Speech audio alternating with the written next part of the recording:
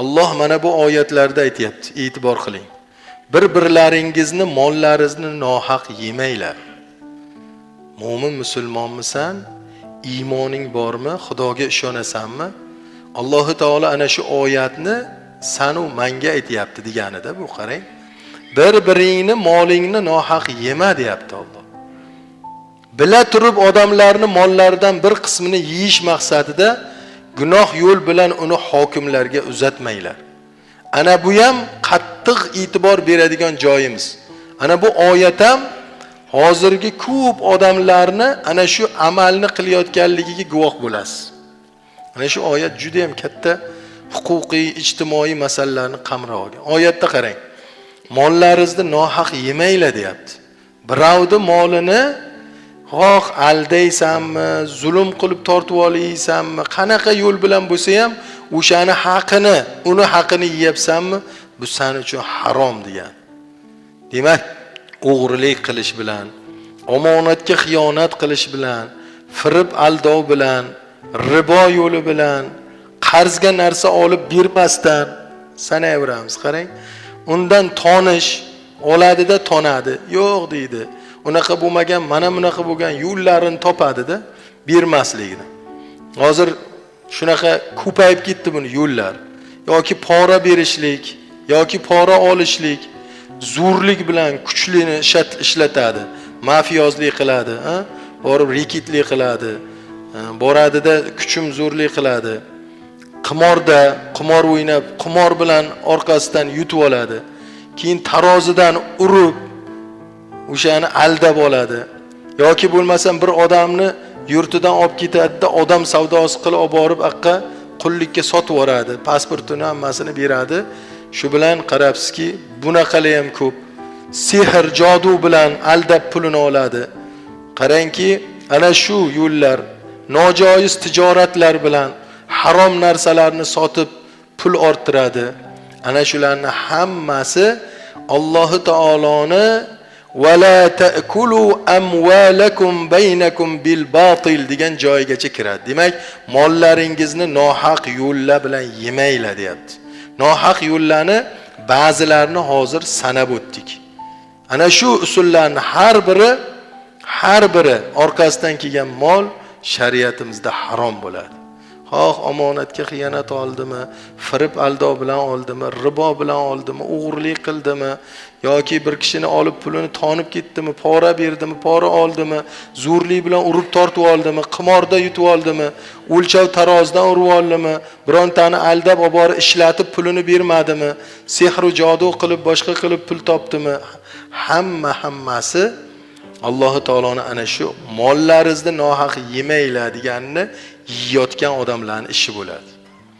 Endi oyatning davomida firibgarlarning yana bir ko'rinishi. Bu haqida qarang. Alloh taolo aytayaptiki, bila turib odamlarning mollaridan bir qismini yeyish maqsadida gunoh yo'l bilan uni hokimlarga uzatmanglar. Bu hokimlarga degani hukm chiqaruvchi odamlarga pora berish tamoman nojoiz. Hozirgilar ikki kishi tortishib qoladida, o'zini foydasiga hal qilishlik uchun borib pulni tiqadida, o'zini foydasiga ishini hal qiladi. Pulni tashlaydi. Kimgadir. O'sha ishini hal qilib beradigan odamga katta pulni beradida, o'sha biladi o'zini nohaqligini, birovni yerini tortib olyapti, birovning mulkini tortib olyapti, biladi u. Uni haqqi ekanligini aniq biladi, lekin puli ko'pda pulini tashlaydida, o'sha yerinimi, mashinasimi, pulinimi, nimasinidir o'ziniki qilib oladi. Korxonasinimi, nimasinidir o'ziniki qilib oladi. Ana shuning uchun hukm chiqaruvchilarga pul bermanglar deyapti Alloh taolo. Pora berib ishingni bitirma deyapti. Buni oxiri kesiq, buni oxiri azob bilan tugaydi. Alloma Sobuni ana shu oyatni shunday izohlagan ekanlar. Ya'ni bila turib o'zgalar molini nohaq o'zlashtirib olishingizda sizni foydangizga hal qilishingiz uchun undan bir qismini pora sifatida hokimlarga uzatmang. Biladi katta pul olmoqchida, shuni nohaqligini biladi. Agar shuni o'ndirib bersangiz, misol uchun 10 ming dollar pul bo'ladigan bo'lsa, 5 mingini sizga beraman deydi. Shuni ishimni hal qilib bering deydi. Men 5 mingini olsam bo'ldi deydi. Ana shunday qiladida, nohaq birovni chuv tushirib, pul tashab, hukm chiqaruvchiga pul berib, o'ziniki qilib ishini hal qiladiganlar. Bular harom yeguvchilar bo'ladi. Oxiri kisiq bo'ladi buni. Alloh taolo unday qilmayla deyapti.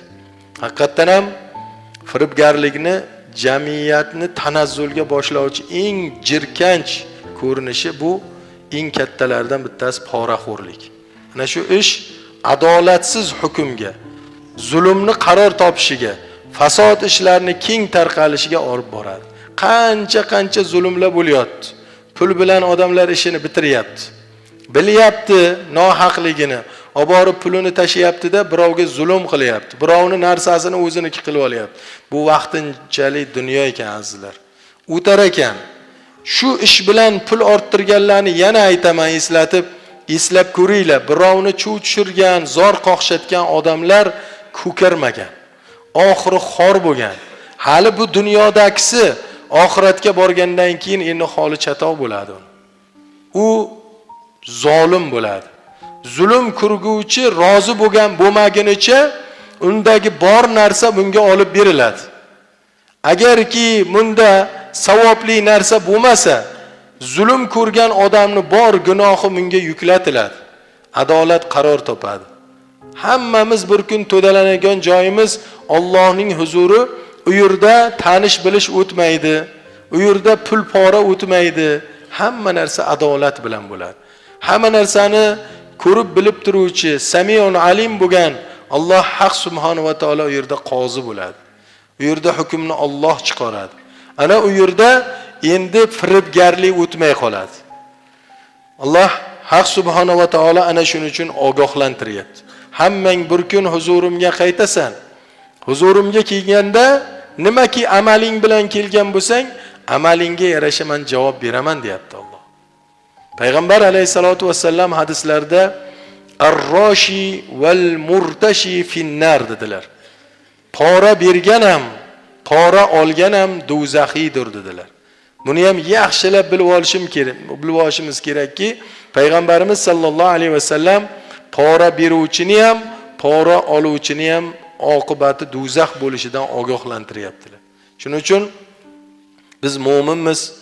Mu'min kishi ana shunaqa razil ishlardan, o'zini ishini bitirishlik uchun, birovga zulm uchun pora berib, harom yo'l bilan pul topishlikdan o'zini saqlashligi kerak.